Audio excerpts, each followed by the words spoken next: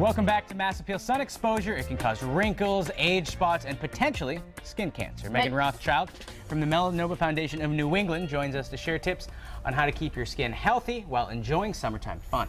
Hey, Megan, thanks for being here. Yeah, thanks for having me. Now, we all know, we hear it over and over, apply the sunscreen. Not everyone does, and a lot of people don't think about reapplying. Yeah, that's the key, is you want to reapply every 2 hours. You want to have, first and foremost, an SPF of 30 or above, and you want to make sure you're putting it on about 30 minutes before you're going to go outside and get sun exposure. And then a lot of people misuse sunscreen and think, oh, because I applied it in the morning, I'm protected all day.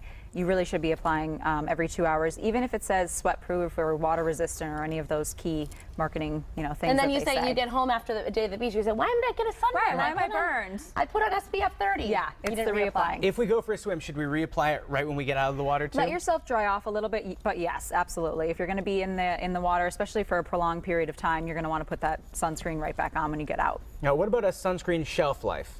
So that's another thing people don't know about SPF and sunscreen is that you have to purchase a new one every year. You can put your sunscreen in the refrigerator at the end of the season and it may, possibly get another season out of it, but we recommend that you just buy a brand new bottle every year. Say it's taking up precious fridge space if you're putting it there. And people might think you're weird if they open up your fridge. And yeah, they're looking for mayonnaise and they get the sunblock. You don't want that. Just in case you run out.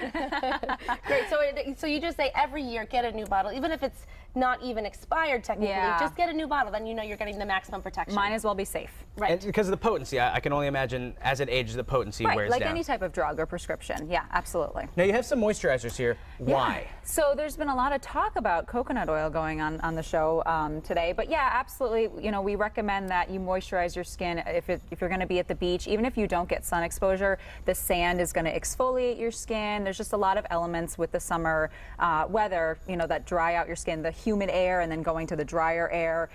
So you definitely want to make sure you're moisturizing. I recommend that people moisturize every day after they get out of the shower while your skin is still kind of that dewy temperature. You want to just put a moisturizer right on there. And coconut oil is fantastic for that. If you already have it in your home, you're cooking with it, you're doing oil pulling or whatever, you can also use it on your skin as a great moisturizer. Now, there's a couple controversies before we move on to cover-ups between the spray sunblock and also ingredients in sunblock. How do you know what to do? How do you know how to stay safe? Right, so there's actually been a lot of stories recently about not using the spray on your kids.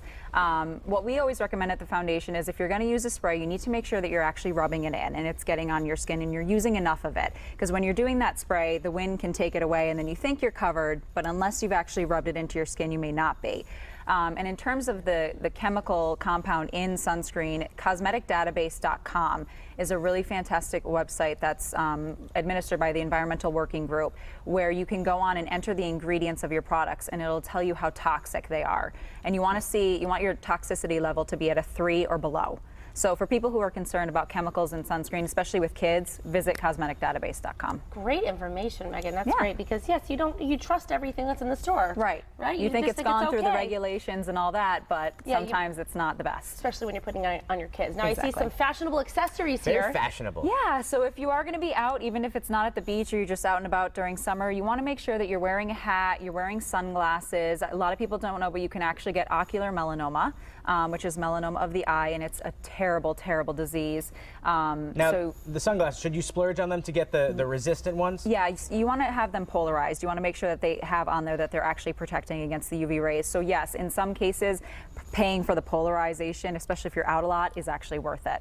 But a hat is really important as well because your scalp gets burned. A lot of people will put the sunblock all over their body and be really diligent, and then in the part of their hair get a really nasty sunburn. It's happened to me. It's not good. So that's a great tip. Plus, it's really cute. Yeah, and you look fabulous. And then you're taking care of yourself, and you look good, you feel good, and that's what's important. And I have to congratulate you, Megan. Yes. You just got married. Yes, thank you. Just Congratulations. So 2 weeks happy ago. for you. I saw Thank that ring. You look gorgeous.